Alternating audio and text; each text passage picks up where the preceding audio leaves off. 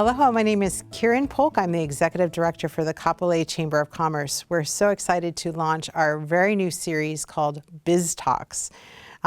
This is an exciting new set of programming that we plan to carry on into this next year with different business owners and leaders in the community, entrepreneurs, to share their stories with you.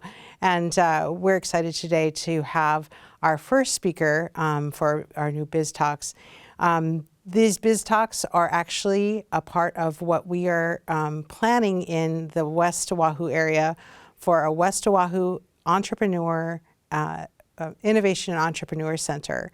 We're in the planning stages of funding this center. We hope to open it in the coming year. And as in preparation for that center, we're having these programming pieces start. So without ado, our first BizTALK, I'd like to introduce to you our first guest on BizTALKs. This is Jalene Kanani Bell. She is the artist and founder of Noho Home. Welcome, Jalene. Aloha and welcome. Thank you. Thank you very much. Well, aloha mai kākou. My name is Jalene Kanani Bell, and I am the artist and founder of Noho Home. And for those that are unfamiliar, Noho Home is a Hawaiian-inspired luxury home decor company founded on Native Hawaiian values and really here and exist to bring unique, authentic stories into the marketplace through the medium of home decor. In order to tell you a little bit about our company, I probably should tell you a little bit more about myself.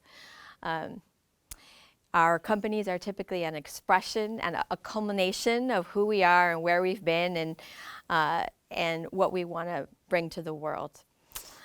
So my background is actually in commercial FF&E. So that's furniture, fixture, and equipment.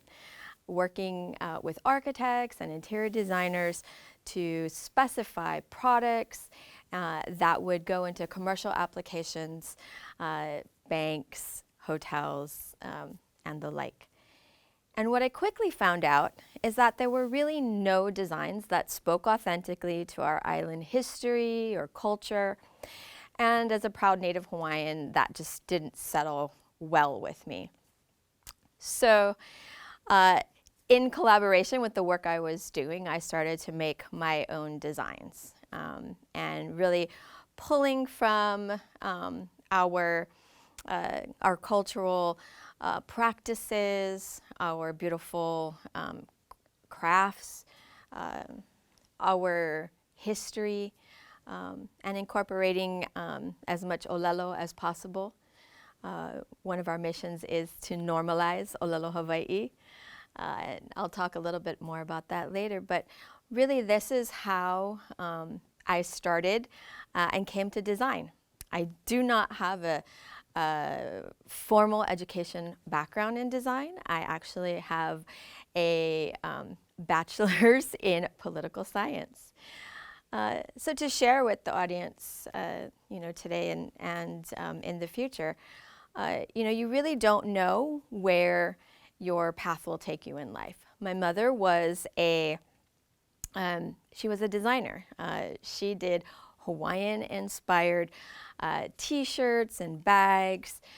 She sold them at, for those who remember, Liberty House and McInerney here in Hawaii. And we also did the craft fair rounds. And she was here at about the time OHA was coming into being, the Office of Hawaiian Affairs. And so her designs were very culturally inspired. And, at the time I was 8 years old and I just, kind of came along for the ride. I was very fortunate to be front row to wonderful statesmen and artisans and cultural practitioners as I grew up in this environment. From a business perspective, I started my actual education in business at the age of 8, going to craft fairs. So I would set up, I would help my mom sell, and of course, people like to buy from cute little children. And but I would also count money and upsell. So, do you not only want one, but do you want one for your husband or your wife? And so that was my introduction into sales, and that resonated as I went into my career, and then as I developed my own designs.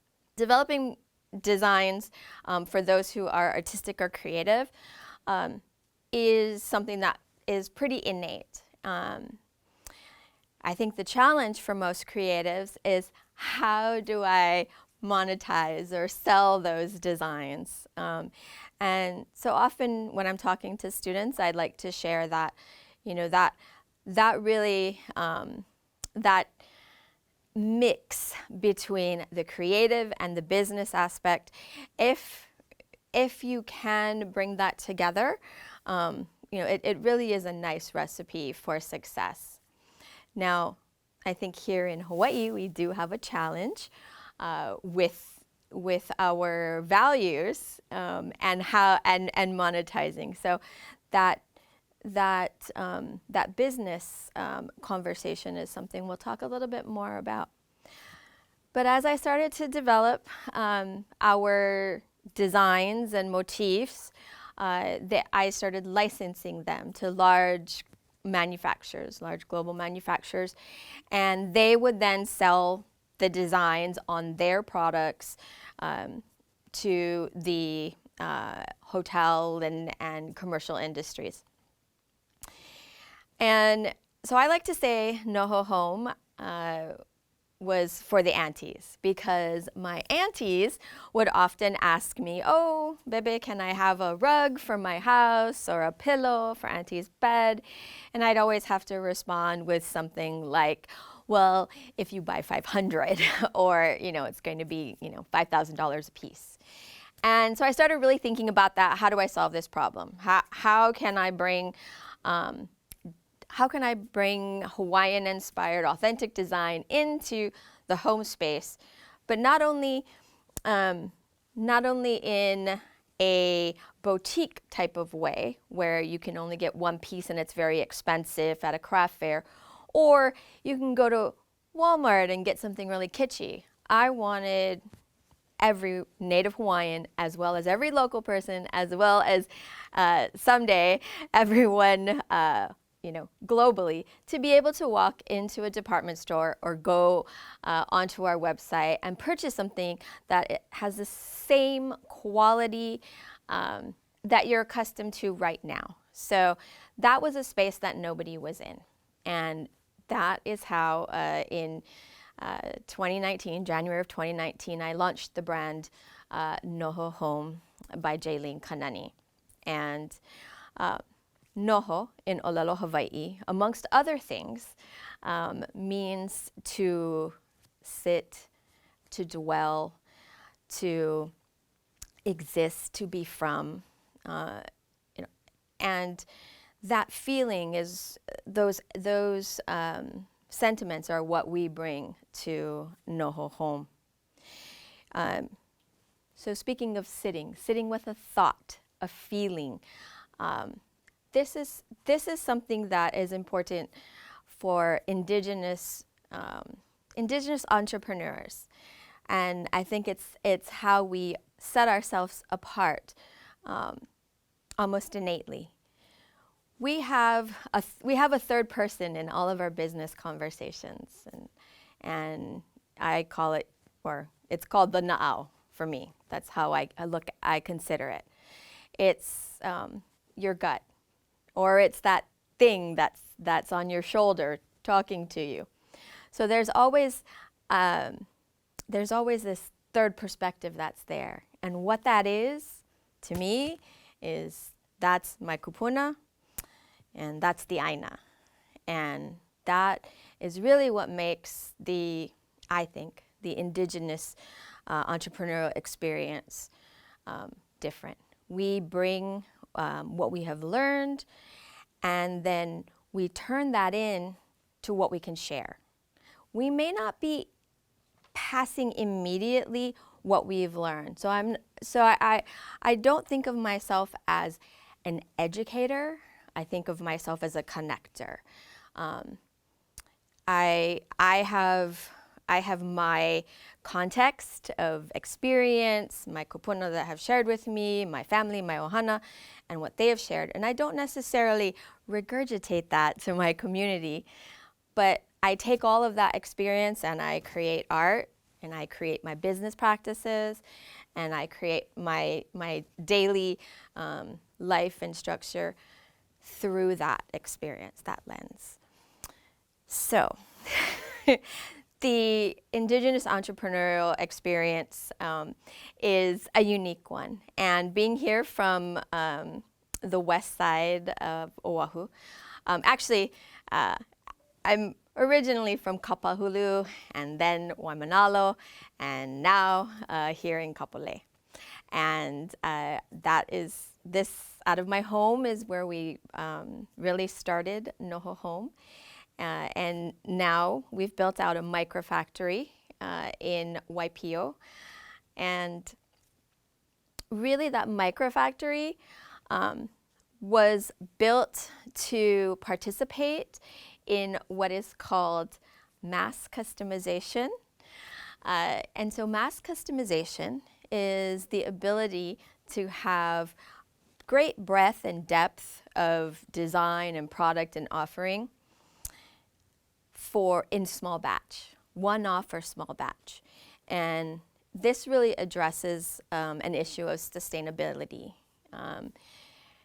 Things like the coloring of textiles is responsible for 20% of the world's water pollution. Things like made textiles are being burnt, contributing to that aren't sold, they're being burnt and contributing to global warming. So we really want to, one by one, bring innovation not only to our business, but also to our islands.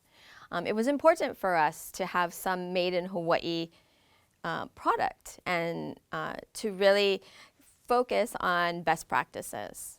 I have, I guess, the privilege or the benefit of being able to have an experience of a career that I can then sit back and look at best practices. Sometimes when you are youthful, you don't necessarily have those best practices in mind. You have a product and you have an audience and you want to serve that. But because this is something that has come later in life for me, I was able to come to it and kind of look at what are all of the topics and themes that are really important to us as a community. So workforce development, that was huge for us as we started our microfactory. So our microfactory, when it was established in the middle of the pandemic, we had, through a program with the Oahu Economic Development, we retrained people who had been displaced by the COVID pandemic. And so today, and we retained them. So three of our seamstresses were displaced through the pandemic. And two of them were not doing the work of a seamstress prior. So we actually repositioned them. They were hobbyists. And that was really exciting to us, as was the ability to incorporate innovation into our microfactory. Innovation, what does that look like in a textile business? Well, the innovation comes in the technology. So we have a lot of software and technology that helps us to get to a place where we can produce one-offs and understand our pricing structure for one-offs. And from there, we can go backwards. So a large manufacturer can't do that. They only can tell you what they can do at 10,000 units, and they can't scale back. But for us, we know what 1 unit is, and it's consistent. And then we can kind of work from there as we get better efficiencies of raw material, but your labor and your manufacturing is all a standard cost. So this was really important for us, especially here on an island where our resources are very limited. It's a lot easier to stock what's called grayish goods, or let's just call it white fabric, and then decorate that fabric and make it into different product here on island, because if you were to do it elsewhere and then bring it here, you'd have to stock each one of those patterns in a different color, in a different silhouette, in a different size. So that is, that's really the beauty of the innovation that we've brought. Also, we work with a seeing eye laser cutter to do all of our cutting, which has a lot of efficiencies for one-off production. The really interesting thing from a health and wellness standpoint is it really saved our seamstresses from the pain of using cutters, whether it's hand scissors or even the hand saw is a little bit challenging. So, innovation. Beyond innovation is the workplace environment. Is it interesting? Is it well paid? Those are the kinds of jobs that we want to bring to Hawaii, or really any small community. And how do you do that? And that's if you look at your efficiencies for the work that you do, as you become more efficient, you then are able to create more higher paying jobs that resonate. And studies have shown that higher paying workforce in the socioeconomic in the geography really elevates not only the community from a business standpoint, but also from health and wellness. Kaiser did a lot of studies on that. And so, really, again, just bringing all of these best practices and seeing how we can participate in them. We are we're very proud to be able to partner with different nonprofits in the community. During the pandemic, nonprofits were also looking for ways to not only just create additional revenue, but also to just expand their membership, create more of a social presence. And so we partnered with them to do that. So we've had several really great collaborations. The Bishop Museum, the Iolani Palace, and Mission Homes.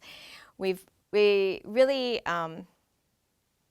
look forward to those opportunities to tell a little bit of their story through our designs and our textiles. We really, I think, from a entrepreneurial standpoint,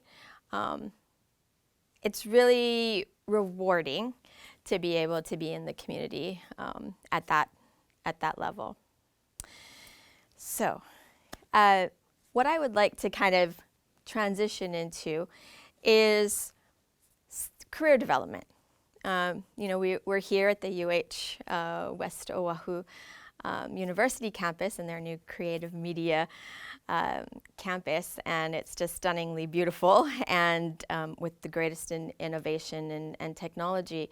Really, almost for this, for the same purpose as what we're doing, to elevate and tell the stories and create a dialogue globally and share indigenous knowledge and our lifestyles and our aloha for one another.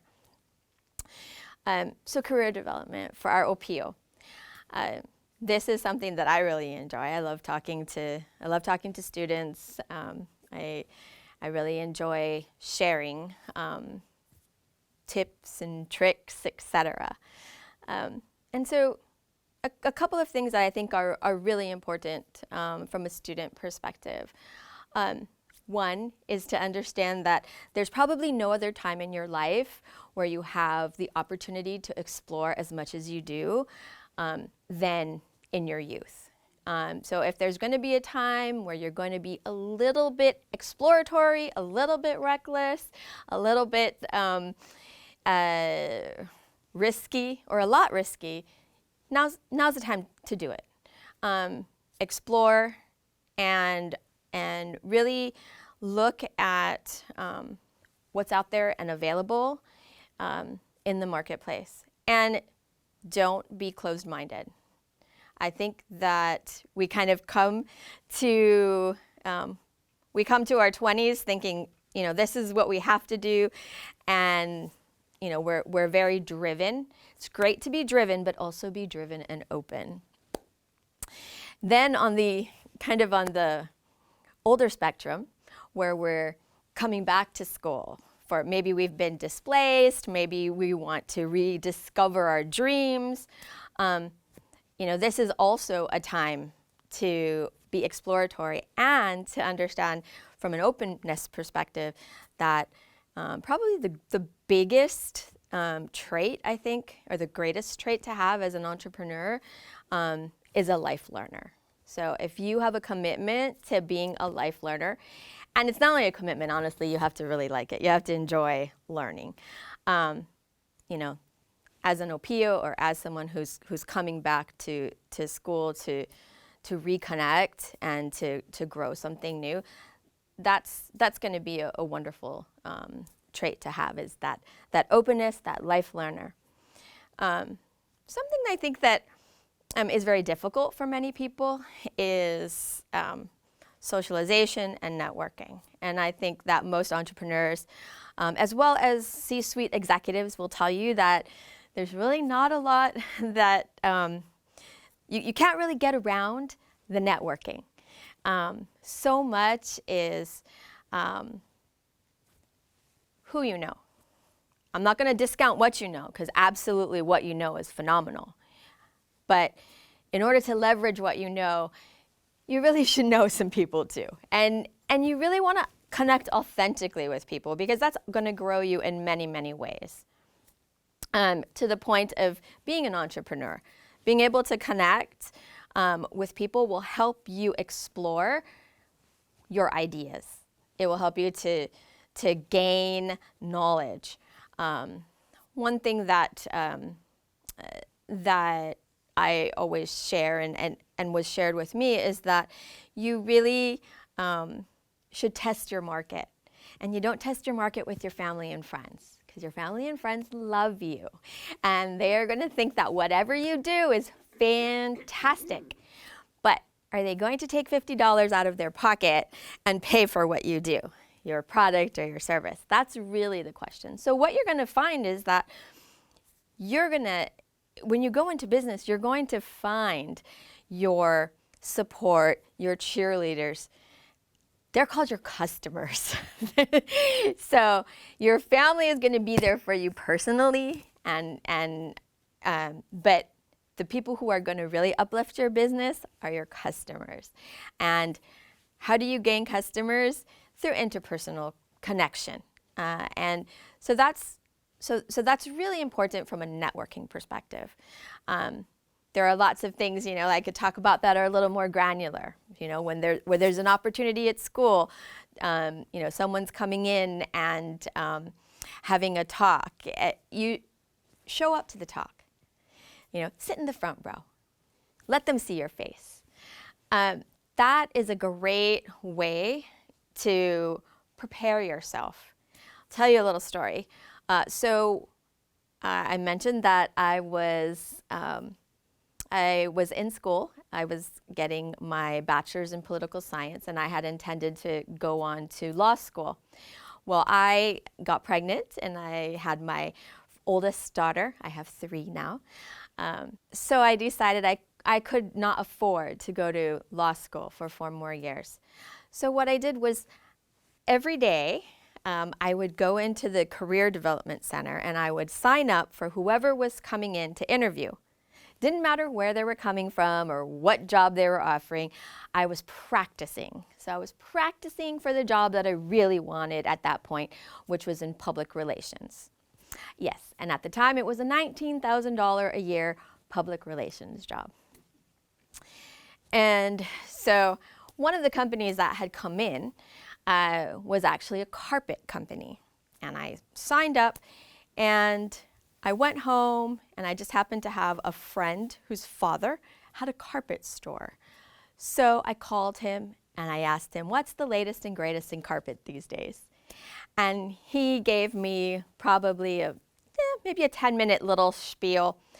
And when I went to this interview, I basically regurgitated some of the things he shared with me, and the woman was very impressed, and I was hired, and to the tune of $45,000 because I promise you, I was not thinking of a career in carpet at the time. But that said, through my career in carpet and FF&E and then design, I am now here today. So really take that to heart and be really open about grasping every opportunity that comes by. I think another thing that happened kind of in my school days, very early, that I love to share with people, that really turned into something that was important in my business. So when I was in, I want to say, well, it's elementary, and at Kamehameha Schools, PE class, Mr. Chillard and Miss Freshley. During PE, they would take a tambourine and they would beat the tambourine. And as they were beating the tambourine, we needed to walk through the room in open space. So walk, walk, walk, walk, walk into open space. Don't hit anyone. So you had to constantly keep walking around and looking for that open space. When they stopped hitting their tambourine, you froze. And of course, the goal of the game is to not be next to anyone, not be touching anyone, etc. So walking into open space. That never left me in all aspects of my life as I was growing. I always think about, where is the open space? Where is that space open that I can insert myself into? Because I could create some value in an empty space. It's very difficult to create value in a crowded space. It's hard to be seen in a crowded space. So walk in open space. How did this transpire into my company? Well, it was the focus of where I brought my talent to. So I could have started in clothing, but I didn't. Clothing is a pretty crowded space. You know, what was my opportunity? Where could I bring value? Well, there was an open space. There was not product that sat on a shelf that was next to, you know, Tommy Bahama or Ralph Lauren that you could just walk in and pick up off the shelf and purchase. Fast forward 3 years, we're now in Bloomingdale's on a shelf next to Tommy Bahama, across the hall from Ralph Lauren. And that's really exciting. That's very much a milestone for us. But almost equally, well, no, let's just say equally as joyful to us is that we have a retail partner, Noho Designers, who within their retail establishment sells products that are from Native Hawaiian companies. And they were able to open a store in Ala Moana, which is our largest mall here in Hawaii. So here in Ala Moana, we have our product in Bloomingdale's, where we're able to be on a global stage, a global platform, with brands that are very large, and hopefully be the first of many. And in fact, I was just recently told that there is another company in fashion that's going to be coming in, right behind us. So that's really very exciting. It was a 3-year process and very difficult. So we're really happy that we can be the first of many. And then down the hall in Ala Moana, there is a home for Native Hawaiian products and people to gather and to collaborate and to sell their mea. So we're just over the moon at how this Hawaii landscape is starting to build out, especially in the creative industries.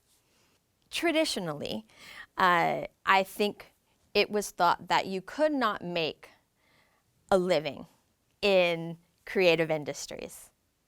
And so this generation is almost challenged from the start, because your parents, hence me, are directing you into careers outside of creative industries, because we think that there is not a ability to make a life. And so this is something that I think we need to share as a community, not only to our OPIO, but also to the greater population, that really at this moment in time, in this day and age, there is a massive upswell in the creative industries. It's really our greatest intellectual property when we compete on a global scale. And we really need to support that and change our mindset and reframe, also from a Native Hawaiian indigenous perspective, reframe how we look at education and where they have to go to school and why they have to go to school in certain places. I think the pandemic really showed us what can happen when education becomes virtual or localized. So I think that's a really big opportunity at this moment in time for the creative industry to create pathways that start younger in life and that also educate parents. I should probably state at this moment, I opened my business in 2008, really for my designs and my licensing, even though Noho Home was created or started in 2019. And when a business launches, I should probably also share, when a business launches, it doesn't mean that's when it started. We were creating designs and putting our suppliers together and sampling for 2 years prior to that. Business and challenges. So in 2016, I was actually going to launch. And I was going to launch with a manufacturing partner.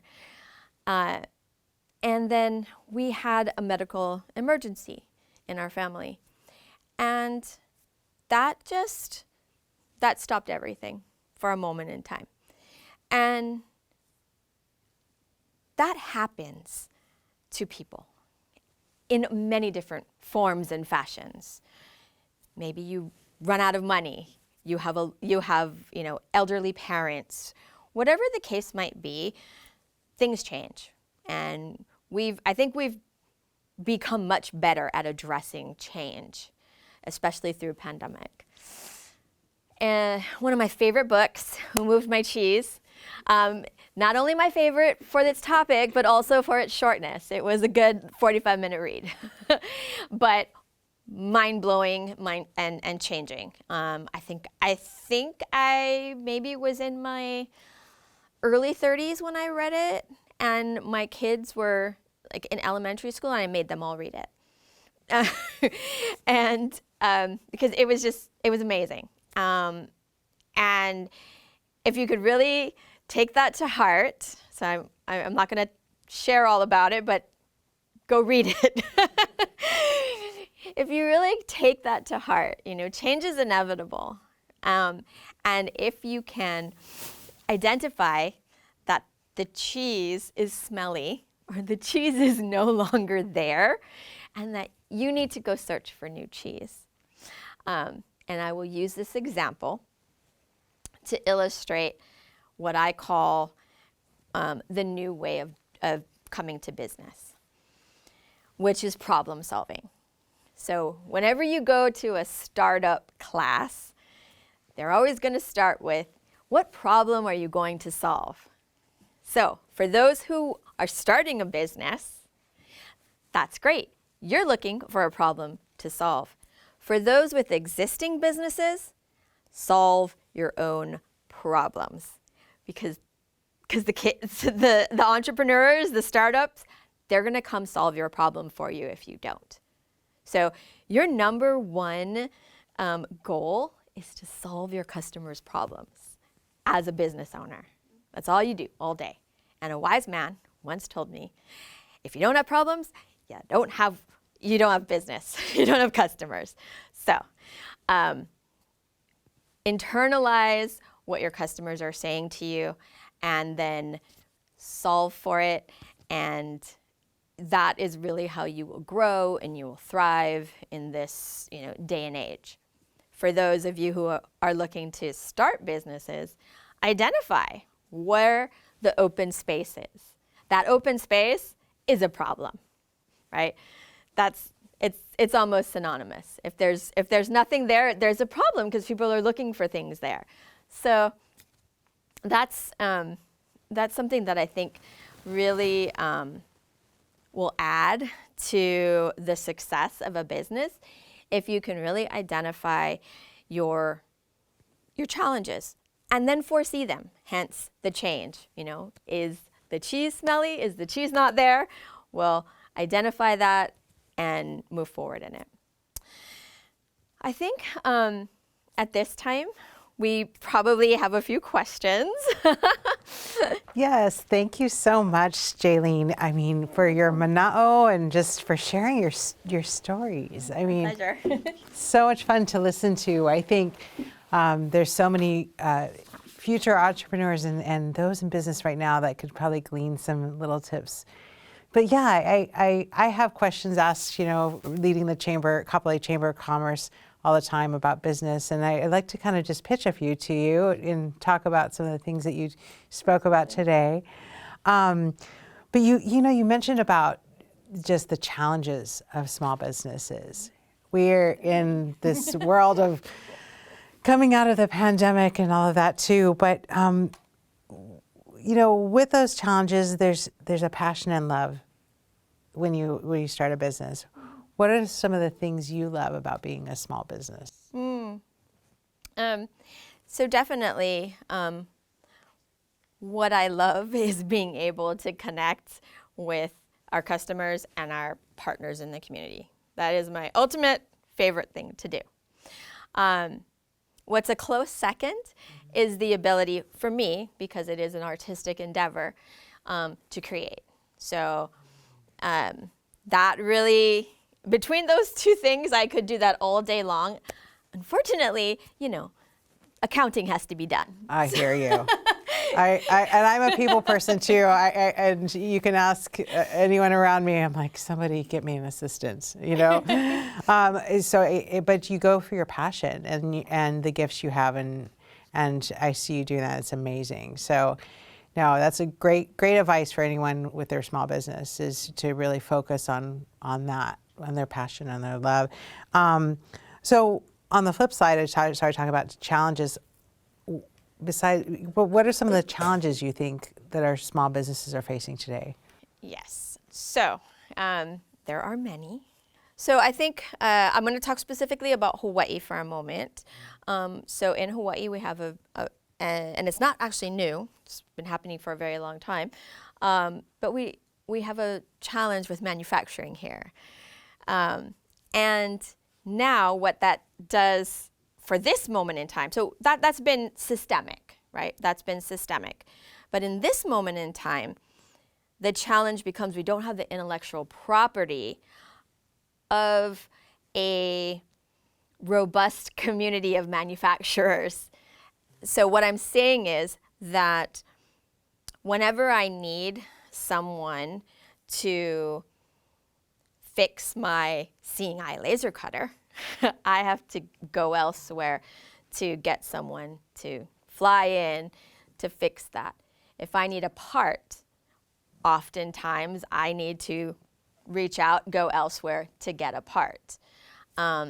So we don't have that. We don't necessarily have that IP here right now. We're on an island. We're on an island. I mean, that's And huge. as things become more technical, they become less mechanical. So we do have, we have a pool of resources from a mechanical perspective, but we're really trying to raise the bar on our technical IP. And our community partners are doing a fantastic job with our OPO, but I need to hire someone now, and child labor is not a thing. So. Wow. And the labor, you touched on that too when you were speaking about the labor challenges that we face as a whole in every industry, I think.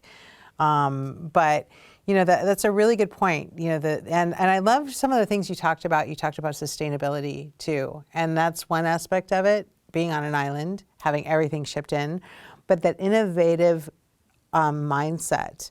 Of how do we adapt to that, and how do we adjust? And that's so key. I love that messaging. I think that you can be universal. Oh, for sure. Yes. Now the challenge that we have being here in Hawaii, so we have a really big challenge because geographically we're here, and so there's phenomenal reclamation programs, technology that exists elsewhere that we can't necessarily access as easily because we're not in the system. We're left out of the system. To be kind of specific, with reclamation programs, if you're in the 48 contiguous states, they will take back things. They'll take back apparel and they'll repurpose it. They'll take back lumber. They'll take back lots of different industries are reclaiming. But if we try to participate in that, we have to fund the cost to get it back to, the contiguous states. And so things like that, solving for X. I was a part of the Hawaii Green Building scene for probably a good 20 years through my career. And it was a problem that we really tried to solve. And a lot of that is, our containers go back, empty, half full. But we just couldn't, we couldn't get buy-in to help us, move these products back. So I think from a sustainability standpoint, there really needs to be a lot of political will as well as corporate will behind things like that. Now, from a philosophical standpoint and also from a practice, indigenous knowledge, I think our kupuna were really good at creating opportunities for sustainability. They had a completely sustainable ecosystem. And so when we look back and look at the lessons that we've learned from that, that's great knowledge for us to then move forward with. It's really how do we do that in a contemporary context with all of the other things that as consumers we want. And the cost drives up and all of those elements, you have to balance it all out. But I love how you've taken your business model and adapted to that. And you also spoke about, talking about our culture and the root of it and the made in Hawaii part.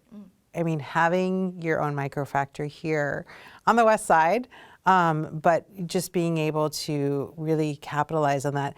Maybe if you can share with us how your business, some examples of what you've really done to elevate that. I think we're moving towards that in that direction even more than ever right now. But I'd love to hear a little bit more about how you've done that with Noho Home.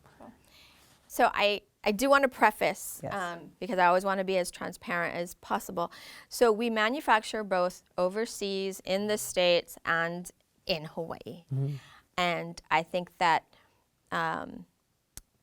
the way that I approach it is I want to do as much as I possibly can in Hawaii that makes sense.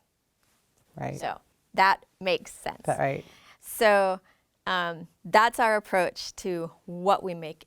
And that's how we came to the microfactory, and that's how we came to the current products that we do. Now, how do we do that? How do we leverage it? How do we talk about it? You know, there is great aloha for aloha and for Hawaii.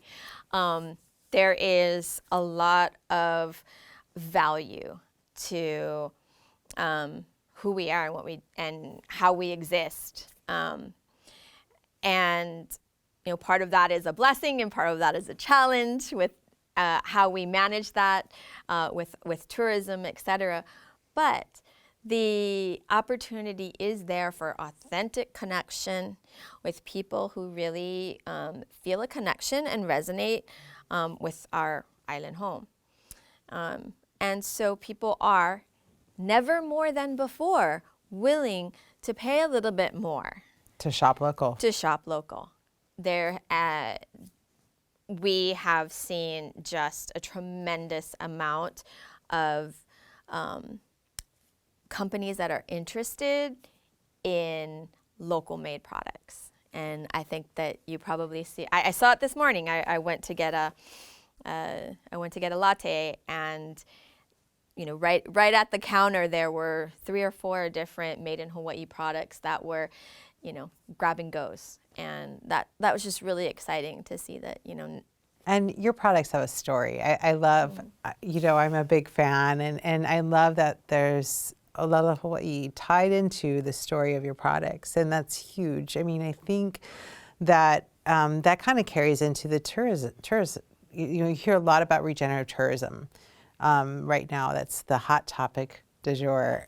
But I think I've seen in your business, you've actually adapted some of those practices into your business. Can you share a little bit? Sure. I'm going to actually break that up into two answers, so to say. So the first about Olelo Hawaii. So our goal is to be a part of the effort to normalize Olelo Hawaii, not to teach it. I mean, I myself had 2 years in college and then 6 years of a brown bag papa Olelo Hawaii downtown. You know, we met and we kuka, and it was phenomenal. And I can still barely string a 10-minute conversation together with any grace. So really the effort is to provide touch points, to provide the ability to connect. So, you know, you'll scroll over our nav bar and our English words turn into Olelo Hawaii, and our product descriptions, Olelo Hawaii. And actually a really aha moment for us as we were, as we started to manufacture our product, was that we had to have law labels, and law labels have to be in 2 different languages. And so I said, oh, well, I guess English and Japanese. Right, that's what everything in Hawaii typically is. And then I thought, oh my God, wait, I can do this. This is my company. It's going to be Olelo Hawaii. And I think that was one of my absolute favorite moments in this entrepreneurial journey, to be able to do that. But again, really we're just trying to create connection so that people get exposed to it more often, and then they become curious about it, and then they can seek it out further.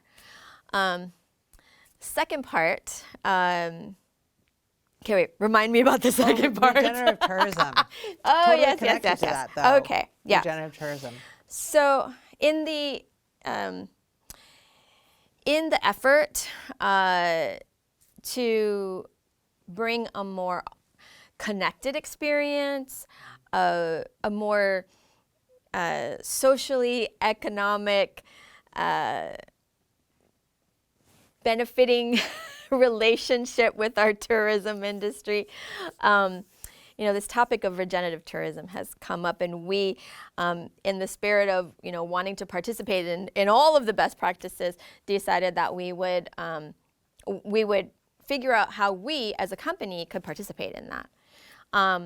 So we started bringing people in as an experience to our microfactory. That's amazing. Yeah. So we connect, and then and we're still in the phase of fine tuning it to be able to grow that. People are looking for that. I think the traveler now, they're looking for that experience, and that's amazing. I mean, to go and say, I went to look at the beautiful comforter I have on my bed, and I went to where they, the company's microfactory. I mean, those are the experiences that you can't duplicate. And I think we have a lot of them in West Oahu, and that's one of the things that we're, as a chamber, we're really trying to advocate for more of it, I think. Absolutely. And one of the reasons why I even wanted to take that on and tackle it is because so our agricultural industry, that's where I think it begins. There is a huge opportunity there. They're already leveraging it, and that's only going to grow. But how does everyone else participate? And so just being a normal small business in Hawaii that doesn't normally do anything like that, it made a lot of sense for us to try to figure out how do we participate in this, and then be an example to other businesses who normally are like, oh, wait, this is, we don't do anything with tourists. How do I do this with my business? And I think that's what I'd love to see more of it. It kind of segues into the next kind of topic I wanted to chat about. We have a business revitalization task force I've told you about it. And it's really focused on a lot of regenerative tourism is one of those things, but finding ways that we revitalize our businesses in the West Side and really lead, we have the most growth in Kapolei. And so, we're super excited about this task force, but, one of those things is how we adapt out of the pandemic. So from a small business perspective, Jalene, what are some of the things? I mean, I met you right when you launched, I remember, in 2019, and then I was just amazed on how you not only sustained but grew through. I think you talked about this when we were speaking about taking opportunities and moving forward, and that's, I think, what you have to do. But maybe just share a little bit more about just coming out of the pandemic, what you're seeing as the post-pandemic shift in marketing your business. Yeah, for sure. So as the pandemic came about, people transitioned to online shopping, and that became the real focal point of how you spoke to consumers. There was great adoption, by the globe into, this is how we now purchase our goods and services. Well, as pandemic, kind of got better, we want ourselves and our consumers, you wanted to go out. So we saw a tremendous amount of return to brick and mortar, and then return to seasonality. So during pandemic, there wasn't seasonality. It was shopping all the time. Online. Yeah. But this year we had a return to seasonality in that during the summer, everyone went traveling. And so they're out, they're about, they're shopping. They're shopping in brick and mortar. They're not looking online, especially for home decor. So the seasonality started back up again. Shifted. Yeah. So typically in home decor, there's 2 seasons, or 2, times when people are really looking at it. And so in that moment of trying to figure out, okay, where is everyone now? We have to look at marketing more traditional channels. Do we do some television? Do we do mailers? Do we still social media is huge. So Oh, and you've got some great campaigns in your social media, your text campaigns. Thank